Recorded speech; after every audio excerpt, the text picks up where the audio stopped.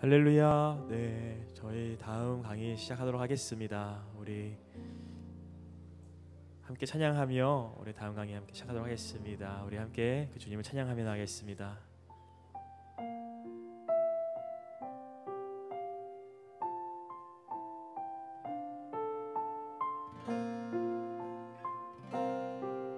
우리 함께 찬양하겠습니다. 이곳의 생명샘, 이곳에 생명샘 솟아나 눈물 골짝 지나갈 때에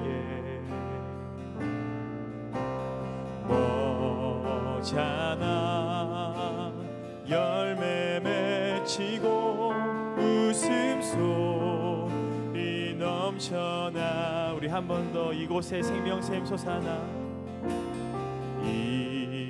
이곳에 생명샘 솟아나 눈물 골짝 지나갈 때에 머잖아 열매 맺히고 웃음소리 넘쳐나리라. 꽃들도 구름도 바람도 넓은 바다도 찬양하라 찬양하라 예수를. 하늘을 울리며 노래해 나의 영혼아. 은혜의 주 은혜의 주 은혜의 주. 그날에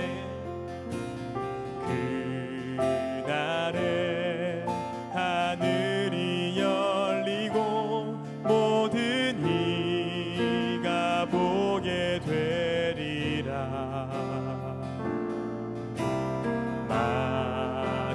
마침내 꽃들이 피고 영광의 주가 오시리라.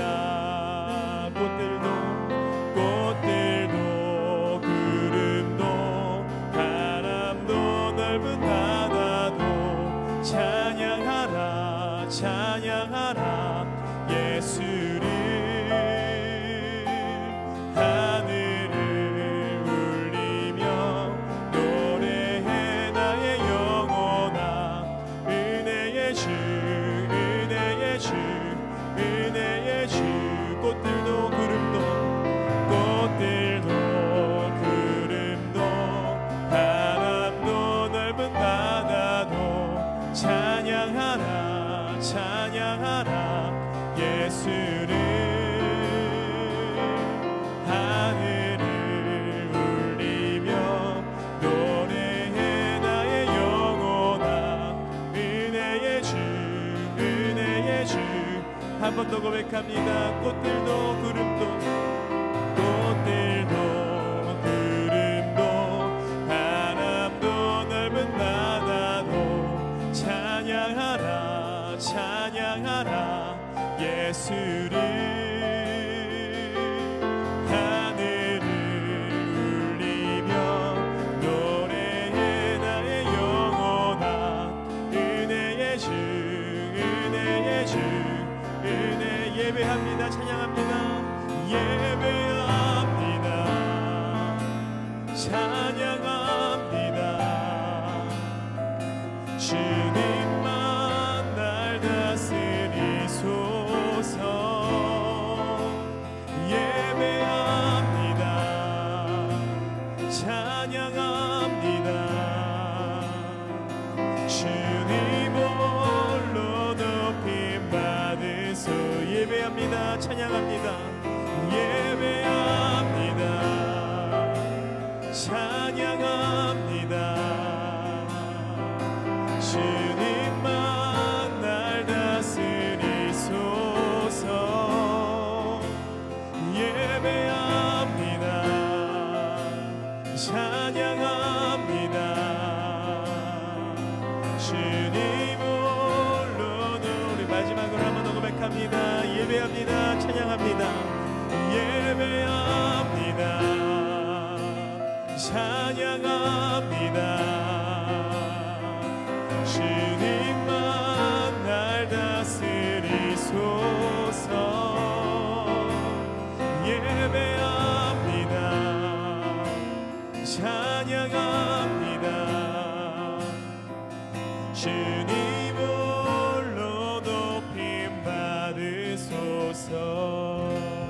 우리 주님께 감사 영감을 돌려드리겠습니다.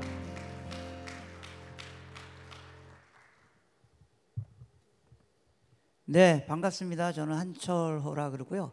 먼저 제 강의하기 전에 우리 계속해서 로잔 언약을 같이 읽는 시간을 갖도록 하겠습니다. 아침에 이어서 오늘은 6번 항목입니다. 여러분 그 조금 전에 아까 정근두 목사님이 설교하실 때 우리 서구 기독교인들의 장점, 우리가 배워야 할 것도 있고 단절해야 될 것도 있지만 배울 것 중에 하나가 다큐멘테이션을 잘한다는 겁니다. 예, 그리고 그 단어 자체 하나하나가 아주 잘.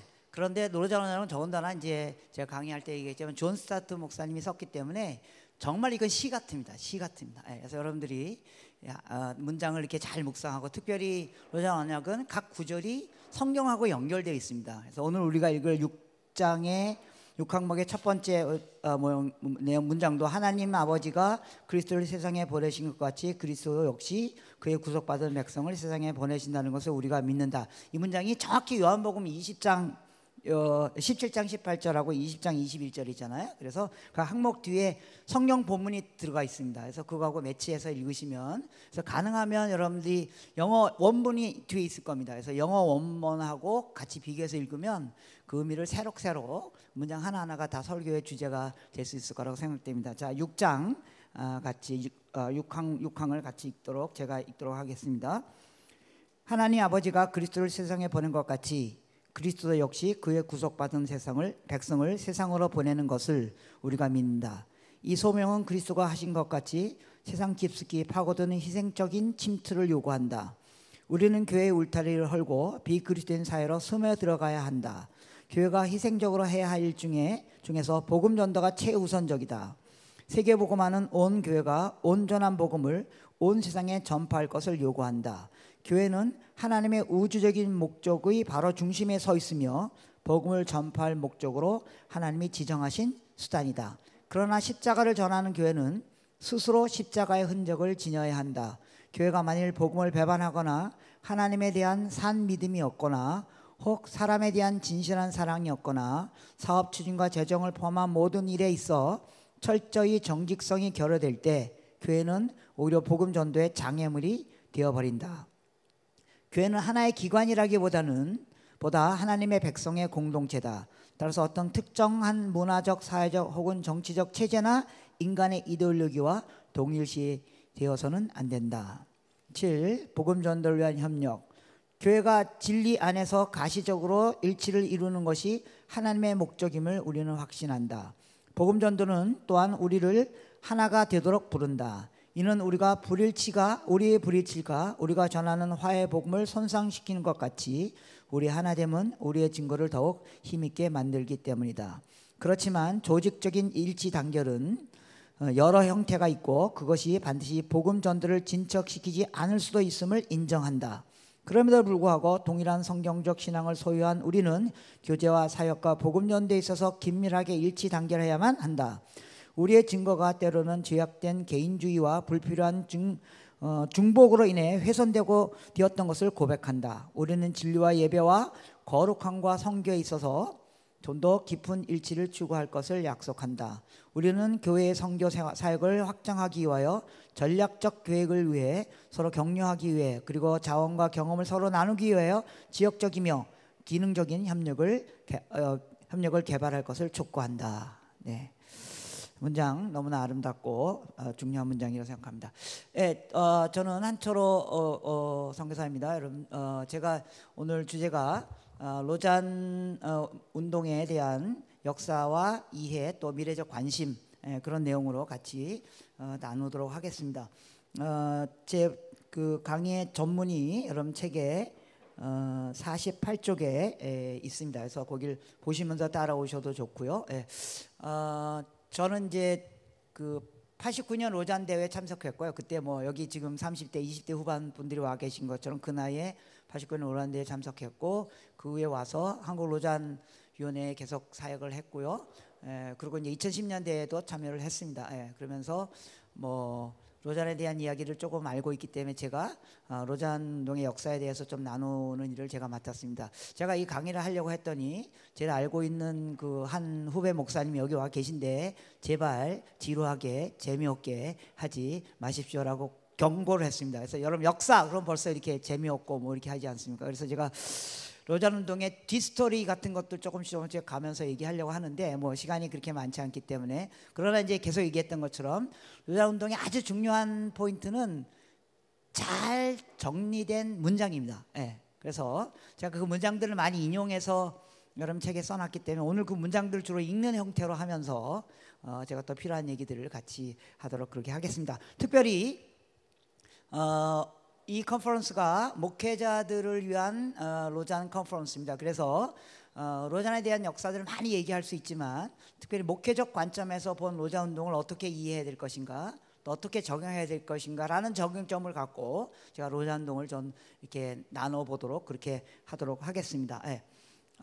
그리고 왜 로잔인가가 이번 주 주제이기도 우리 모임의 주제이기도 하지만 사실은 이 제목이 빌리 그레이엄 목사님이 첫 로잔 설교 대회 때 한 개회 예배 설교 제목입니다. 예, 그래서 우리가 기막힌 제목을 갖고 우리가 하는 겁니다. 예. 그다음에 이제 아까 우리 조에서 또 한 목사님이 Why만 하지 마시고 How도 합시다. 예, 다음번 주제가 How 로잔입니다. 그래서 여러분들이 생각한 그런 페이스대로 저희들이 가고 있으니까요. 내년에도 참석해 주시고 그렇게 하시면 좋겠습니다.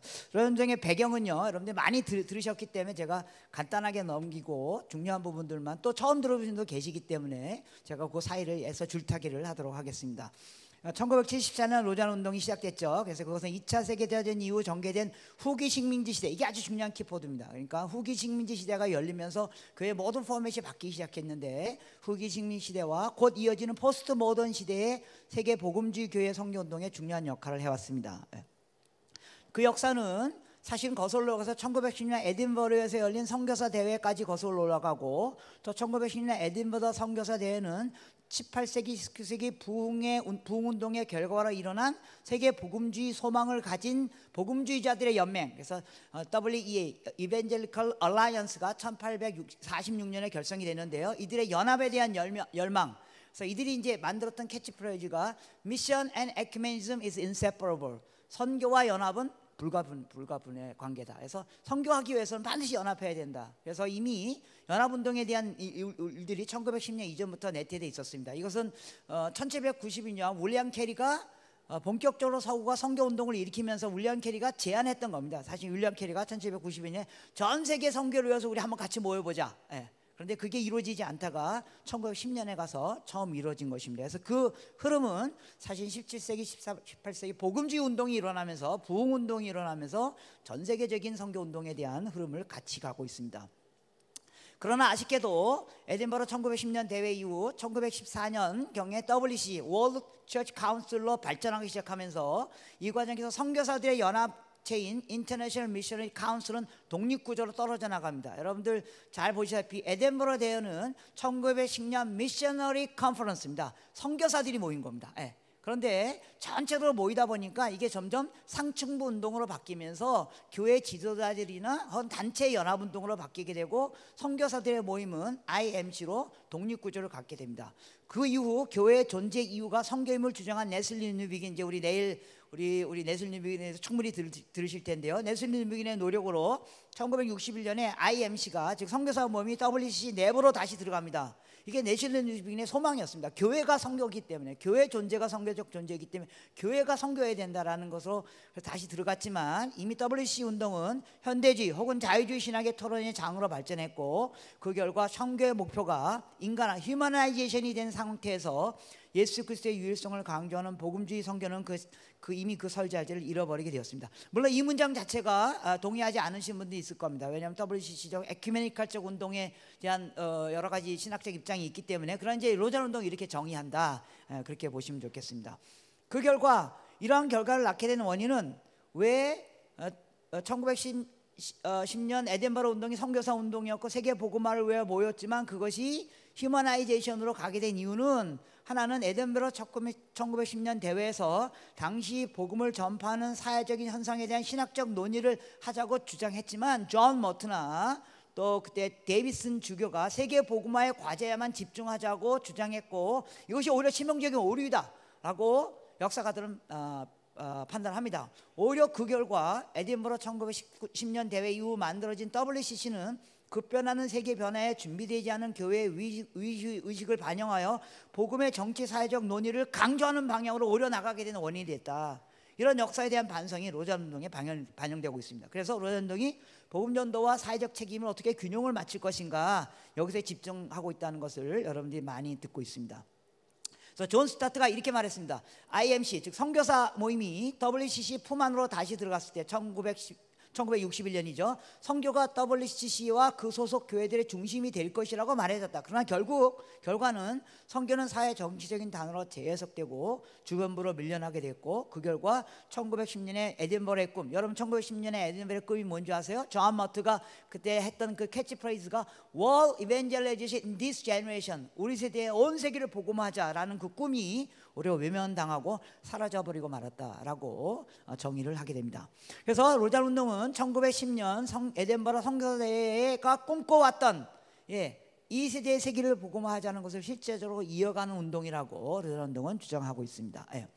여러분들 이 도표 이게 좀 작아서 안 보일 텐데 인터넷 가면 있습니다. 이게 세계 선교 대회를 이렇게 한눈에 보이게 만들어 놓은 도표이지 않습니까? 여러분 보셨죠? 그래서 1910년 에딘버러 대회가 있었고 사실 이 대회는 이미 1946년부터 시작됐던 이벤젤리컬 얼라이언스 복음주의들이 모여서 복음을 선포하기 위해서 연합하자 그런 운동의 어떤 결과물로 일어나게 됐습니다.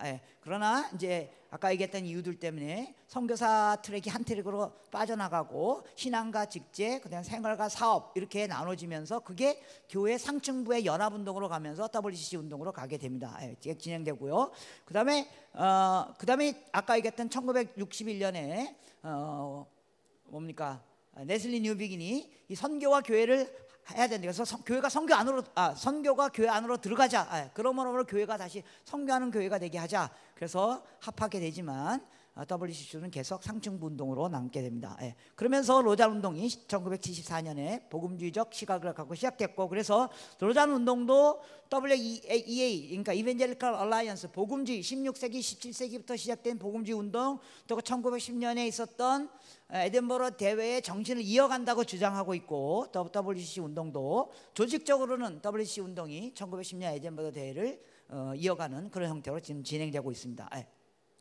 자, 로잔 운동은 그럼 어떻게 시작하고 발전했는가? 결국 1910년 에덴버러 대회의 복음 전포와 선교적 열정을 이어가기 원했던 복음주의 진영은 20세기 후반에 들어가서 다시 힘을 얻으면서 빌리 그레엄과 존 스타트 등을 중심으로 새로운 운동을 일으키게 됩니다. 그리고 마침내 1914년에 세계 복음화를 위한 로잔 대회. 그래서 여러분 워딩을 잘 이해하셔야 됩니다. 로잔 컨그레스 월드 이벤젤라이제이션 세계 복음화를 위한 로잔 대회가 열리게 되는 것입니다.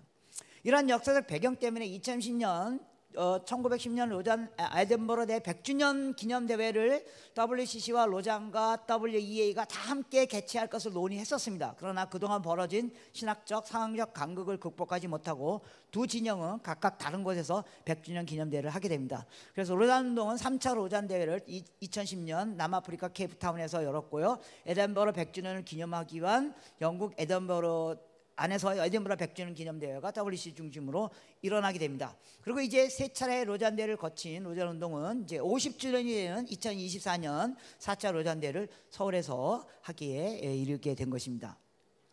1970년 당시 복음주의권에는 두 개의 큰 과제가 있었습니다. 첫 번째 과제는 이미 전술한 것처럼 2차 세계대전 이후 과거 식민지 국가들이 기독교 열광세로부터 독립하면서 그 안에 존재하는 기독교의 정당성에 대한 의문이 제기되었습니다. 그래서 그 결과 선교사들이 추방당하는 일이 일어나겠습니다. 예를 들면 1900년 초까지만 해도 영국 선교사가 중국에 가서 선교하는데 아무 문제가 없었습니다. 그러니까 여러분들이 초창기 선교사들이 중국에 가서 힘들었다. 그것은 비자를 못 얻어서 힘든 게 아니라 영국의 문명 사회에 있다가 중국이라는 그 아주 가난하고 어려운 사회에 들어가서 사는 게 힘들었다는 겁니다.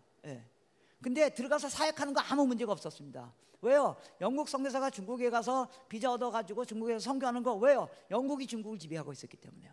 2차 세계대전이 끝나자 중국이 영국으로부터 독립하게 되지 않습니까? 그러면서 이런 식민지 지역 안에 와 있던 서구의 그 패권주의 세력에 힘입어서 와 있던 선교사들이 거기 기독교의 정당성에 대한 의문을 제기하는 거죠. 그래서 선교사 추방하기 시작하는 겁니다. 예. 그래서 선교사들이 추방하기, 여러분 잘 아시는 것처럼 모라토리엄 운동이 일어나고 결국 세계복음은 어떻게 하게 될 것인가, 그런 위기의식이 있었다는 겁니다. 두 번째, 서구교회는 1970년 다시 세계 중심은 여전히 서구교회입니다.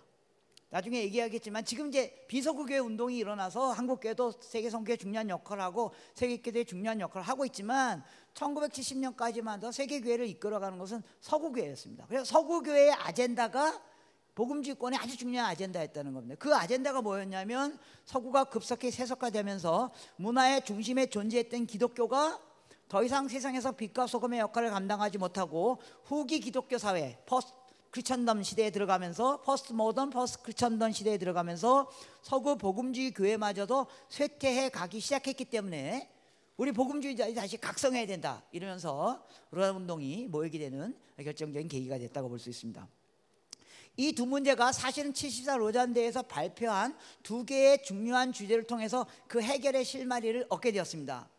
첫 번째 발표는 사무엘 에스코바 혹은 르네 피딜리아 같은 남미의 젊은 복음자들이 발표한 복음전도와 사회 책임에 대한 논의였습니다. 그래서 복음과 사회가 어떻게 연관되어야만 할 것인가가 당시 비서구 교회에 의해서 문제제기 시작했던 겁니다. 또 한 가지는 랄프 윈터가 발표한 성교 패러다임이 미전도 종족 중심으로 움직여가야 된다라는 두 가지 프레젠테이션이 1974년 로잔 대회의 아주 핵심적인 방향을 이끌어갔습니다.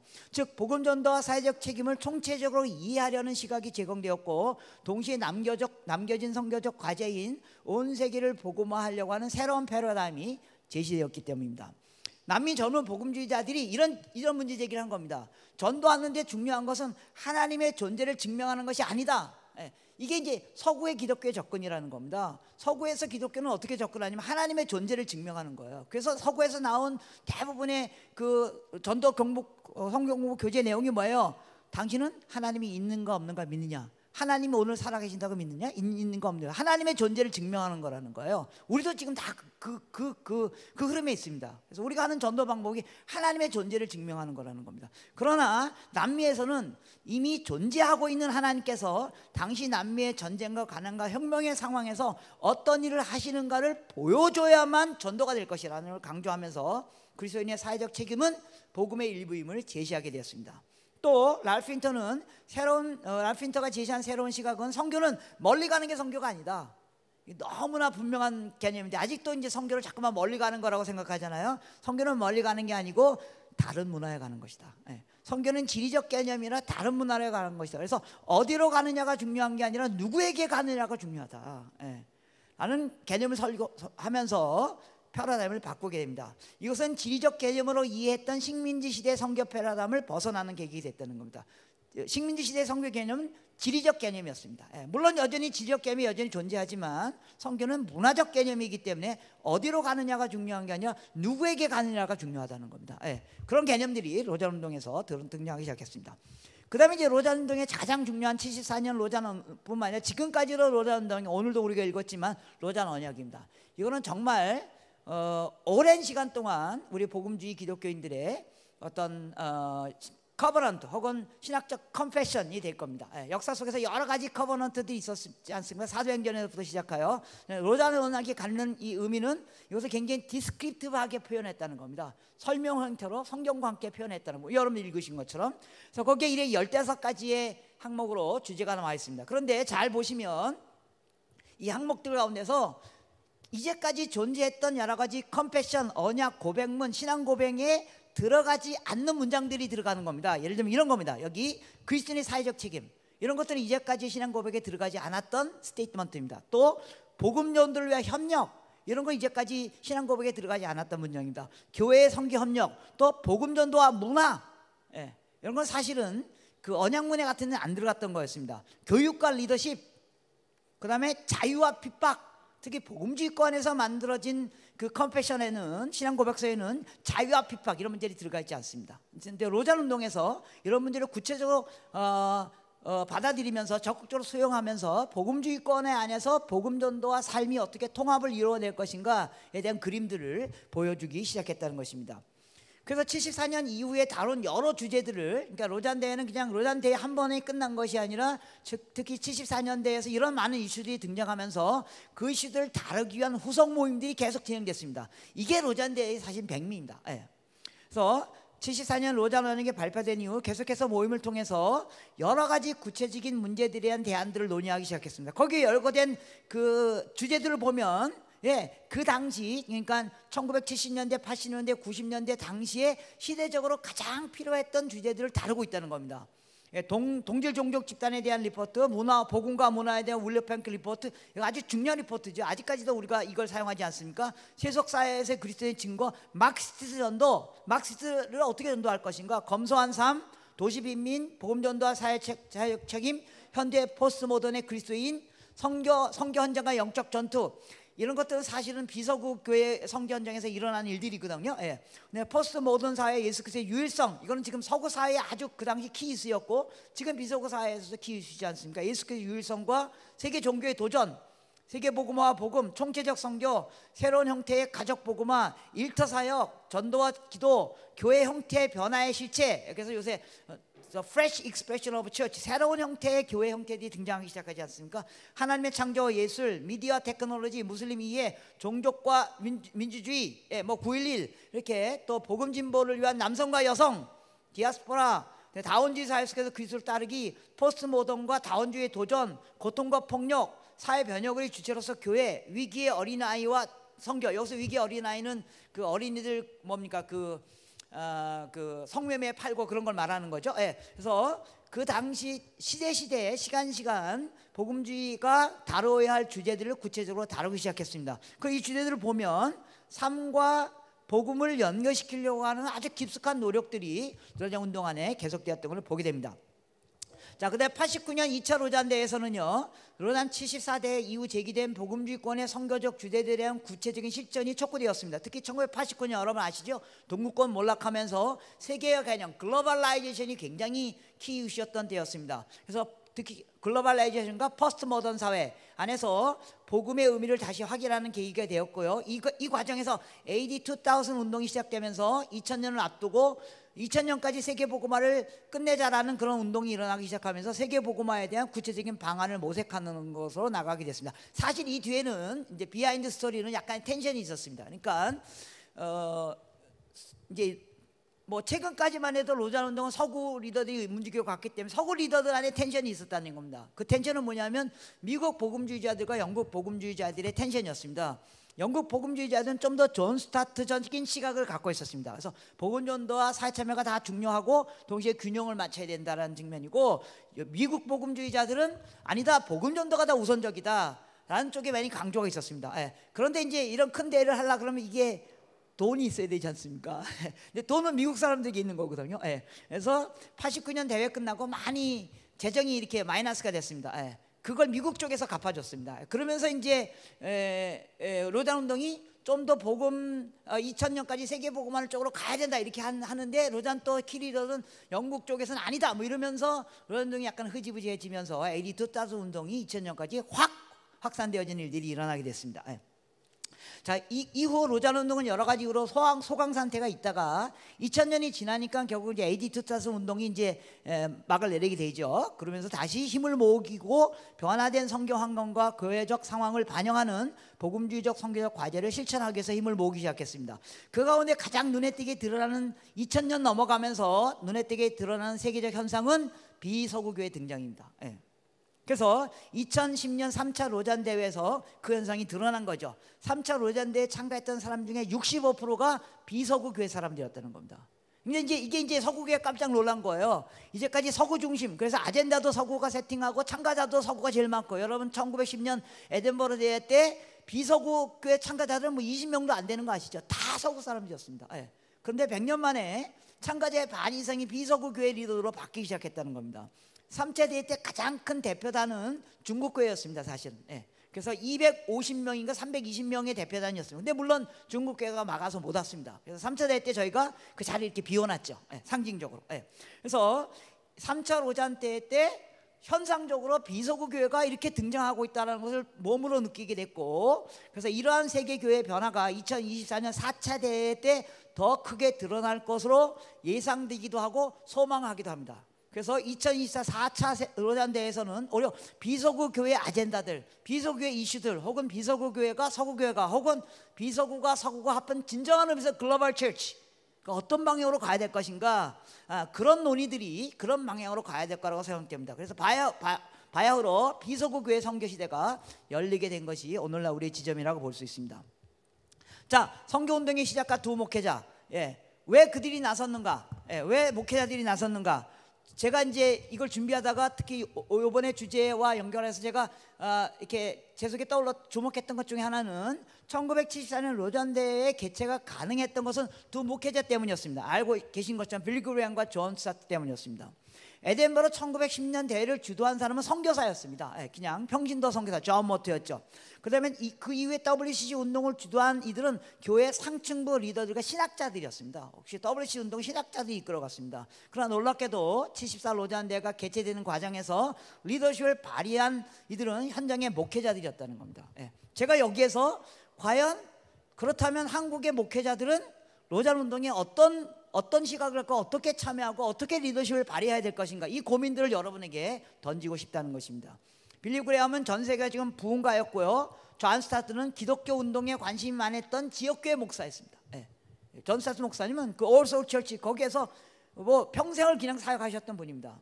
이 두 사람은 복음주의 운동의 부활을 위하여 전 세계적인 연합의 필요성을 절감했고 이를 위하여 앞장서서 통찰력과 헌신을 보여주었습니다. 어떤 동기가 그들에게 있었기 때문에 그들이 로잔 운동에 앞서게 되었는가를 구체적으로 여러분들이 좀 살펴보고, 과연 우리 한국의 목회자들은 이 로잔 운동 우리에 참여할 만한 건가?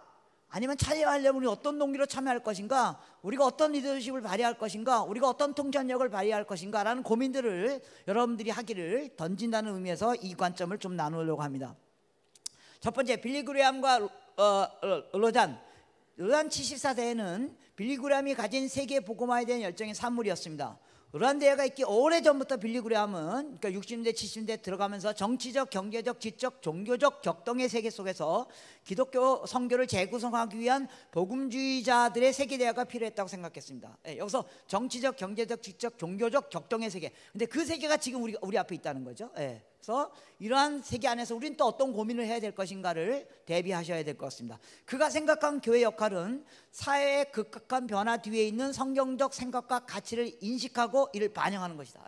사회가 변화되는 곳에 성경적 생각과 가치를 인식하고 반영하는 노력을 해야 된다 하는 이야기를 했습니다. 그는 전 세계를 다니면서 세계 복음화의 공동된 과업을 위하여 모든 복음지자를 하나로 묶는 소망을 키워왔고, 그 결과가 로잔 대회로 나타났다고 볼 수 있습니다. 빌리 그레이엄 목사님이 로잔 대회에서 첫 설교에서 Why 로잔이라는 데서 네 가지 로잔 대회 배경을 설명합니다. 첫 번째, 로잔 대회는 교회 역사 속에서 지속하여 왔던 복음 전도 전통의 연장선에서 개최되는 것이다. 둘째, 로잔 대회는 오직 한 분 주님께 순종하며 하나의 세상에 직면하며 하나의 과업을 완수하는 하나의 몸으로 존재한다. 셋째, 로잔 대회는 전도의 핵심 요소인 성경의 원리를 다시 강조하고 복음 전도의 긴급성을 다시 확인한다. 넷째, 로잔 대회는 정직하고 진지하게 미복음화된 세상과 그 세상을 복음화하기 위한 교회의 자원에 대하여 논의해야 된다 등의 네 가지 대회의 배경을 밝혔습니다. 그래서 이벤젤리즘이라는 단어를 쓰기보다는 The International Congress on World Evangelization이라는 단어를 쓰면서 복음 전파가 단지 개인의 문제가 아니라 온 세상을 향한 하나님의 의도임을 보여주려고 했던 것입니다. 존 스타트와 로잔, 빌리 그레이엄이 전 세계를 다니면서 복음을 전하는 것과 달리 존 스타트는 목사님은 런던 시내 한 교회의 목회자로 사역했습니다. 1970년대 그의 사역의 일관적인 관심은 두 가지 초점이었습니다. 교회 목회 말고 이 두 가지 일에만 주로 관심이 있었습니다. 그건 학생세기였습니다. 그래서 International Fellowship of Evangelical Students, 그래서 대학생 선교 운동에, 그래서 한국에서는 IBF죠. 이 운동의 의장도 오랫동안 했습니다. 그래서 어떻게 젊은이들을 키울 것인가. 두 번째, 비서구 교회 목회자 훈련이었습니다. 어떻게 비서구 교회 목회자들에게 특별히 문서를 통해서, 책을 통해서 그들을 훈련시키고, 그래서 만든 게 랭엄 트러스트입니다. 그리고 지금 이걸 이끌어가는 사람이 우리가 어저께 강의 들었던 크리스트 라이트입니다. 그래서 이분이 그 자기가 책을 굉장히 많이 썼잖아요. 그 책의 그 판권 인세가 어마어마할 거잖아요, 그죠? 예. 그 모든 인세를 랭암 트러스트에 넘깁니다. 예. 그래서 거기서 지금 어마어마한 일들이 일어나고, 이 랭암 트러스트의 스칼라십을 받아서 전 세계 비서구권 교회 지도자, 선교 지도자들이 어마어마한 도움을 받고 지금도 이 사역이 일어나고 있습니다. 예. 그럼에도 존 스타트가, 그래서 존 스타트는 사실은 목회와 학생들 돕는 거, 그리고 책으로 비서구 교회 지도자들 돕는 거, 여기에 관심이 있었음에도 불구하고 로잔대에 결정적인 영향을 줄 수 있었던 것은 다음 몇 가지 이유 때문입니다. 물론 존 스타트에 대한 얘기는 이제 조금 오후에 우리 목회적 관점에서 얘기는 우리 최성원 목사님이 아주 크게, 그분이 존 스타트 목사님에 대한 박사 논문을 썼지 않습니까? 그래서 어마어마한 얘기를 언팩하실 거니까 저는 이제 로잔대회와 관련된 얘기만 같이 나누도록 하겠습니다. 첫 번째, 그의 성경에 대한 깊은 이해와 헌신입니다. 예. 이건 존 스타트 목사님의 가장 큰 장점이고, 이 장점이 로잔대의 결정적인 역할을 했습니다.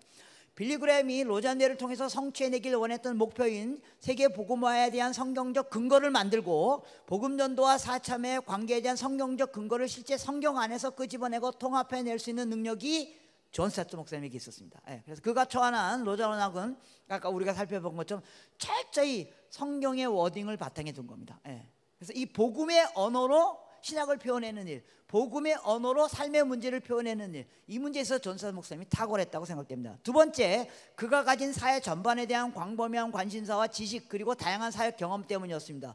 그분은 지역교회 목사였지만 다양한 사역을 했습니다. 개인적으로 그의 특별히 융합적 사고와 탕구심, 존 스타트 목사님의 탕구심을 대표적으로 나타나는 것 중에 하나가 존 스타트 목사님의 여가 생활이 뭐냐면 새 관찰하는 겁니다. 여러분 많이 아시죠? 근데 이분이 그냥 새를 관찰하는 것 정도가 아니라 여기에 전문가입니다. 완전히 전문가입니다. 그래서 1993년에 저희가 존 스타트 목사를 한국에 처음 모실 때, 저는 이제 그 전부터 교류가 있었기 때문에 제가 좀 와주시겠습니까? 싫대요. 왜냐면 한국은 기독교도 크고, 그리고 내가 설교하는 게, 그분이 워딩이 굉장히 시적이거든요. 이걸 통역으로 듣는 게 쉽지 않다. 그래서 내가 안 갈라 그런다. 그래서 제가 꼬셨죠. 새 보실 수 있습니다. 우리 저기 어디죠? 그 DMZ에 가면 50년 동안 한 번도 들어가지 않았던 곳에 새들이 있습니다. 그 다음날 바로 오케이 연락이 왔습니다. 그래서 이분이 새 도감도 냈습니다. 새 도감. 더 재밌는 일은요, 그래서 이제 그때 우리가 파트너로, 여러분 혹시 윤무부 교수님이라고 아세요? 그 조류학의 그분 대단한 분이잖아요. 그래서 이제 그분을 이제 초대해서, 그분이 내가 도와드리겠다. 그래서 그분이 다니면서 이렇게 했습니다. 한 번은 이제 이렇게 어디 가서 딱 앉아 있는데 저쪽에서 새 한 마리가 후루룩 날아가고 있었어요.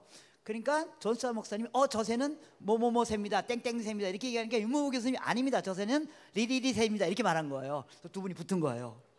그 젠틀하지만, 그러니까 저 새 아닙니다, 제가 알기로는 땡땡 새입니다. 그러니까 아닙니다, 저 새는 릴리 새. 내가 조리학 박사 아닙니까? 릴리 새입니다. 근데 조금 있다 그 새가 가까이 왔습니다. 존 스타트 목사님 맞았습니다. 그 정도로 전문가입니다. 아무튼 탕구심, 또 그러하여금 정치, 경제, 과학, 의학, 전쟁, 환경, 모든 분야의 리더들과 대화할 수 있었고, 그 문제에 대한 성경적 사고를 할 수 있는 능력이 그분에게 있었다고 저는 개인적으로 생각합니다. 그래서 그 결과 뭐가 좀 잘못돼? 요거 좀.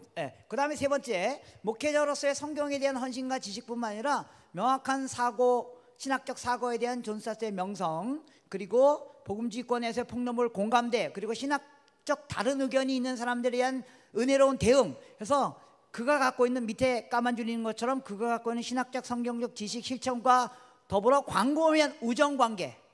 우정관계. 존 스타트 목사가 갖고 있었던, 존 스타트 목사님 로잔 운동으로 많은 사람을 모아할 수 있었던 그 갖고 있는 우정관계입니다. 그래서 우리가 존 스타트 목사 그냥 앙클 존이라고 부릅니다. 그리고 그분은 하루 일과 중에 제일 중요한 게 편지 쓰는 겁니다. 자기가 만났던 모든 사람에게 그 당시 손으로 편지를 쓰십니다. 그리고 광범위한 우정관계를 통해서 이 운동을 이끌어가는 역할을 하게 됐습니다. 로잔 74 대회에서 그가 한 첫 번째 설교는 전도의 성경적 기초입니다. 오늘 우리가 읽었던 바로 그 본문입니다.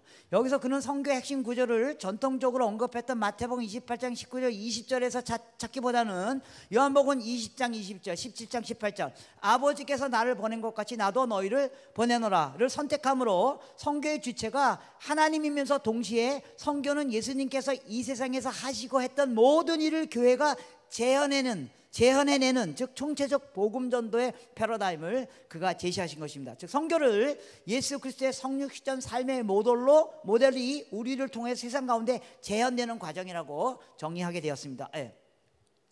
존 스타트가 끼친 공헌 중에 최고의 공헌은 바로 로자는 언약 그 자체입니다. 왜냐하면 그가 그걸 기한했기 때문입니다. 아주 중요한 문서입니다. 여기 까만 줄로 된 문장이 크리스토퍼 라이트가 존 스타트에 대해서 그 로잔 언약을 어떻게 만들어 갔는가를 표현한 문장입니다. 아주 이게 영어로 보시면 정말 이게입니다. 확신과 겸손, 네, 양쪽이죠, 그죠? 하나님에 대한 신뢰와 인간의 에너지, 비전과 현실, 주님의 행하심에 대한 기쁨과 인간 실패에 대한 절망, 전략적 사고와 성령의 인도, 지구적 비전, 글로벌 비전과 로컬 행동, 지역적인 행동, 말과 행동의 창의적 결합, 이 로잔 안에 언약으로 드러나고, 그래서 아주 아름다운, 저는 로잔 언약은 시 같아요. 시 같아요. 아름다운 한 편의 시를 만들어낼 수 있었다고 생각됩니다. 넘어가겠습니다. 그래서 로잔 운동과 복음, 20세기 복음주의 운동이 로잔 운동을 통해서 자유주의와 현대신화 흐름을 극복하고 20세기 후반에 복음주의 신앙의 새로운 부활을 가져오게 했던 중요한 이유는 두 목회자가 갖고 있었던 복음에 대한 열정과 헌신 때문입니다. 빌리 그레이엄은 잘 아시는 것처럼 대중전도자로서 복음주의 신앙을 교회 가운데 확산하는 데 절대적인 역할을 했습니다. 그래서 그가 가진 복음의 우선성과 구원의 중심성 때문이었습니다. 그래서 반면에 존 스타트 목사님 역시 그는 성경의 권위, 그리스도의 유일성, 그 복음의 명령을 삶으로 실천하는 겸손한 제자였습니다. 그는 항상 자기가 쓴 수십 권의 책 중에 The Cross of Christ, 그리스도의 십자가, 이 책을 자기의 저술 중에 가장 중심적인 책이라고 말합니다. 그는 50년이 넘도록 로버트 맥체인 목사님의 성경 읽기표 아시죠?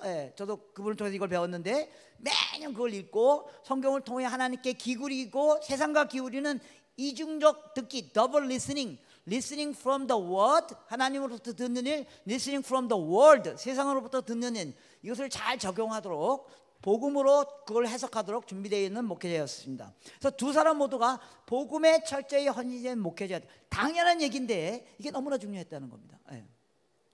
그렇다고 둘 사이에 신학적 이견이 없었던 것은 아닙니다. 둘 사이의 복음을 이해하는 시각에 차이가 있었습니다. 뭐 잘 아시는 것처럼 빌리 그레이엄은 복음 전도에 좀 더 강조점을 주었고 존 스타트는 사회 정책적인 관심을 가져야 한다. 이게 1910년 에든버러 대회에서 우리가 얻은 교훈이다. 복음이 중요하지 않다는 게 아니라 에든버러 대회에서 사회 정치적 이슈를 다루지 않았기 때문에 에든버러 대회가 그 다음에는 그 이슈에만 몰두하느라고 오히려 복음을 놓쳤다. 그래서 이제 로잔 언약에 주로 전도에 초점을 맞추었지만 사회적 책임에 대한 조항이 많이 포함된 것은 그런 이유 때문입니다. 그래서 그들이 이견이 존재했지만 그들은 교회가 그리스도의 한 몸으로 서로가 하나 되기 위해 최선을 다해야 된다고 생각했습니다. 이견이 존재했지만 그들이 끝까지 협력했던 이유는 그들이 교회에 대한 생각 때문이었습니다. 교회는 한 몸이어야만 한다 하는 생각이 두 사람에게 굉장히 강했습니다.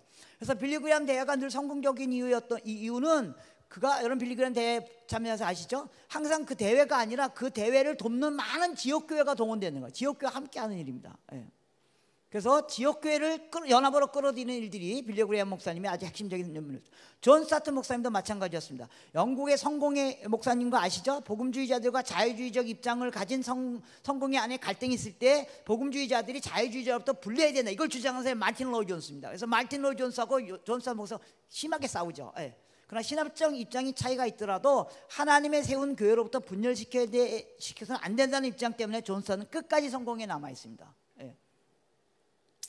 그래서 로잔 운동은 상층부 운동이 아니라 각 나라의 풀뿌리 교회 지도자들 그리고 평신도까지 참여할 수 운동으로 발전할 수 있었던 이유는 이런 존 스타트와 빌리 그레이엄의 지역교회 중심의 신학 때문이었습니다. 그래서 그 결과 온 교회가 온전한 복음을 온 세계에 전하라는 슬로건이 탄생하게 된 것입니다. 물론 복음 전도와 사회 책임에 대한 긴장이 한참 있을 때 둘 사이의 우선순위를 따지자는 논쟁이 있었잖아요. 이 논쟁에서 존 스타트 목사님도 굳이 논리적 우선순위를 따르면 복음 전도가 논리적 우선순위가 있다고 인정했습니다. 한편 크리스토퍼 라이트는 어저께 우리가 강의 들은 것처럼 이 긴장을 복음의 중심성, the centrality of the gospel 안에서 통합이라는 관점으로 보여주므로 복음 전도와 사회적 책임뿐만 아니라 창조 세계의 보존의 문제까지 통합해내는 통전적 시도를 하고 있습니다. 그래서 크리스토퍼 라이트가 존 스타보다 한 걸음 더 나간 겁니다. 사실 통합이라는 관점에서 볼 때는. 결론 내리겠습니다. 복음교회, 성교의 미래. 자, 로잔 운동을 통해서 빌리 그레이엄과 존 스타트 그리고 이들의 복음에 대한 열정을 뒤따르는 많은 이들이 20세기 후반에 복음주의 신앙을 부활시켜 새로운 복음주의 운동을 이끌어 왔다면 21세기에 우리가 후기 복음주의적 현상 안에서 우리가 어떻게 계속해서 이 일들을 이끌어 갈 것인가를 위해서 잘 관찰하고 그 안에서 한국교회의 역할이 무엇인가를 발견하는 노력을 해야 될 것입니다. 세계교회 관점으로 볼 때 로잔 운동의 공헌 중에 하나는 이미 언급했던 것처럼 74세여서 젊은 교회, 비서구 교회 소리를 듣기 시작했고, 그래서 그들의 관심은 하나님은 누구인가가 아니라 하나님은 무슨 일을 하고 계신가, 즉 텍스트에 대한 질문뿐만 아니라 그들의 컨텍스트 안에서 복음의 의미를 찾으려고 하는 노력을 했기 때문이라는 겁니다. 그 결과 서구 복음주의자들이 상당히 거부를 느끼고 있었던 사회 참여에 대한 관심이 복음주의 안에 일어나는 계기가 됐고 총체적 복음의 이해가 시도되기 시작했다는 겁니다. 또 로잔 운동은 선교 쪽에서도 마찬가지입니다. 과거의 일방적인 서구 중심의 선교 운동에서 새로운 선교 운동으로 나아가는 다중심적이며 전방향적이며 그리고 복음 전파가 일방적인 선포가 아니라 삶으로 보여주는 말씀과 행동을 전체적으로 전달할 수 있는 그런 선교 운동이 로잔 운동에서 일어났던 것처럼 이제 오늘날 우리에게 주어진 과제는 서구 교회를 능가하게 성정해버린 비서구 교회 복음주의자들이 자신들의 미래 교회를 준비하는 과정에서 단순히 서구 교회를 복제할 것인가, 아니면 자신과 과정을 통하여 토착화된 그들의 복음주의 운동을 만들어갈 것인가에 대한 이슈라는 겁니다. 비록 비서구 교회가 크게 성장했지만 비서구 교회와 선교는 여전히 서구 선교 패러다임을 벗어나지 못하고 있습니다. 서구 선교로부터 우리가 이어가야 할 유산과 단절해야 될 것이 무엇인가를 구분하고 그 가운데서 비서구 교회의 신학을 발전시켜 나갈 책임이 우리에게 있다는 것입니다. 1910년 에든버러 선교대회에서 예측한 미래사회 문제가 거의 예상을 비껴나갔습니다. 1910년에 이렇게 될 것이 아니, 하나도 그렇게 되지 않았습니다. 1910년 에든버러 대회는 굉장히 아주 푸른 꿈을 갖고 있었습니다. 그러나 바로 인한 1차 세계대전, 2차 세계대전이 일어나서 정반대 현상으로 가버렸다는 겁니다. 마찬가지로 21세기 중후반에 등장하게 될 이슈가 우리가 기대했던 것처럼 가지 않을 수도 있다는 것입니다. 그래서 이 과제를 해결해내는데 우리가 실패하면 교회는 세상으로부터 단절될 뿐만 아니라 내부적 분열을 겪게 될 것입니다. 예를 들면 지금 서구에서 가장 큰 이슈는 동성애 이슈입니다. 동성애 이슈 때문에 교회가 세상이 이해할 수 있는 해답을 주지 못하기 때문에 세상으로부터 분리되기도 하고, 교회 안에서 동성애에 대한 의견이 다를 때 교회끼리로 분리되어 있고, 여러분 미국의 교회 다 분리된 거 아시죠? 영국의 교회 다 분리된 거지 아시죠? 이 동성애 이슈 때문에. 동성애 이슈에 대한 정확한 합의된 어떤 성경적 관점이면서 그 시대에 렐레번트한 대안을 만들어내고 있지 못하다는 겁니다. 이 문제가 한국으로 올 겁니다. 이미 오기 시작하고 있습니다. 그래서 우리 교회가 직면한 과제를 풀어갈 당사자는 한국 교회를 포함한 비서구 교회 자신들입니다. 이 문제는 비서구 교회가 그들의 상황 안에서 그들의 눈으로 메시지를 이해하고 전달하고 해석할 수 있는 능력이, 그리고 그걸 적용하는 과정이 필요합니다. 이 일은 시간이 필요합니다. 시간이 필요합니다. 우리가 시간을 가져야만 합니다. 전달하려고 하는 메시지가 자신의 문화 안에서 이해와 소용의 장벽을 만나지 않고 확산될 수 있는 어떤 형태를 만들어 가야 됩니다. 그래서 비서구 교회 안에 자신학화 과정이 일어나도록 기다려줘야 됩니다. 저는 이거 갖고 서구 리더하고 계속 싸웁니다. 좀 기다리라고. wait a minute. 좀 기다리라고. 기다리지 않고 계속 새로운 걸 우리에게 줘요. 기다리라고. 우리끼리 고민할 시간을 달라고. 그래서 저는 이런 모임이 그런 시간이 됐으면 좋겠습니다. 여러분들 보니까 조모임이 굉장히 아주 활발하대요. 작년보다 너무 활발. 저희도 뭐 어저께 불 끄고 나가라 그럴 때까지 조모임 했는데요. 아주 어마어마한 얘기를 왔습니다. 우리 교회에서 어디입니까? 남양주시에서 온 목사님이, 나는 여기 오니까 내가 마이너리티 같이 보인다. 왜냐면 우리 교회는 200명밖에 안 되고 여기는 막 큰 교회들이 하고, 그런데 사실은 우리가 머저리티다. 왜냐하면 한국의 대부분의 교회는 200명 미만의 교회들이기 때문에. 그래서 우리가 누구의 소리를 들어야 되냐면 200명 미만의 교회, 그들이 머저리티라고요. 그들은 어떤 고민을 하고 있고, 그래서 어떻게 복음으로 만들어내고, 그것이 어떻게 한국교회 학생, 이런 고민들을 하도록 기다려줘야 돼요. 시간이 필요해요. 예를 들면 아까도 얘기했지만 현대 신학의 대부분은 서구 교회가 그들 상황 속에서 직면하고 있는 문제에 대한 신앙적 고찰이었습니다. 그러나 이것을 이제 비서구 교회가 갖고 있는 문제로 풀어가야 할, 그건 한국교회에 주어진 질문입니다. 우리 목회자에게 주어진 질문이라고 생각합니다. 예. 크게 두 가지 있는데요. 세계교회는요, 기존의 교회 형태인 교단, 교파가 다 무너지고 있습니다. 예, 잘 아시는 것처럼. 그래서 맨 밑에 줄에 있는 것처럼 전 세계적으로는 새로운 형태의 교회 표현들이 등장하고 있습니다. 그래서 우리는 어떻게 새로운 형태의 교회들을 표현해낼 것인가. 어저께 패널 토리 할 때도 그런 얘기가 나왔지만 그런 고민들을 같이 해야만 할 것입니다. 둘째, 세계교회는 교단이나 교파의 형태보다는 자신들의 신앙적 확신을 중심으로 재편성될 것입니다. 동성애 문제, 젠더 문제 이런 것 때문에 교단이 아니라 그런 이슈 중심으로 교회가 나뉘어질 것입니다. 예를 들면 그래서 서구교회와 서구교회나 비서구교회냐 이런 구분보다 이런 이슈들에 대해서 어떤 신학적 입장을 취하는가에 따라서 세계교회가 재편될 가능성이 많이 있습니다. 예를 들면 서구와는 다르게 비서구 교회 복음주의자들은요, 성경의 건의, 젠더 문제 등에서는 굉장히 보수적인 신앙을 갖고 있습니다. 동시에 사회정의, 부패, 정권에 대한 문제들에서는 굉장히 급진적인 태도를 갖고 있습니다. 예. 그래서 관점이 다르다는 겁니다. 그래서 미래교회는 이러한 이슈들에 대한 논의의 방향에 따라 서로 연합하거나 분열하게 될 것입니다. 성교운동도 마찬가지입니다. 새로운 패러다임이 제시되어야만 합니다. 예. 맺겠습니다. 예. 한국교회가 직면하고 있는 과제가 있습니다. 예측했던 것보다 빠른 속도로 침체하고 있는 한국교회 현실, 교회를 떠나는 다음 세대들, 점점 더 벌어지고 있는 한국교회와 사회와의 간격, 그리고 이에 따라 축소되고 있는 선교운동을 다시 회복해야만 합니다. 이 과제를 해결하기 위하여 한국교회 스스로 해야 할 질문이 무엇인지를 확인해야만 합니다. 그리고 그 고민의 결과물을 세계교회와 나눌 때 한국교회는 세계교회의 한 구성원으로서 우리에게 주어진 역할을 하게 될 것입니다. 2024년 4차 서울 로잔대회를 앞두고 한국 목회자들 함께 모이고 기도하는 시간을 통해서 그 숙제를 우리가 감당하길 기대하는 것입니다. 1974년 로잔대회 개회 설교에서 빌리 그레이엄 설교의 주제가 Why 로잔이라는 제목으로 설교했던 것처럼 그 시대의 시대적 과제에 대한 해답이 복음 안에 있다고 선언했던 것처럼 오늘 우리가 다시 Why 로잔이라는 질문을 통해서 이 시대 한국교회와 세계교회가 직면한 시대적 과제에 대한 답이 복음 안에 있음을 증명해낼 책임이 우리에게 있습니다. 이 과정에서 한국 복음주의 운동과 이를 돕는 한국 로잔 운동의 미래 좌표가 결정될 거라고 생각됩니다.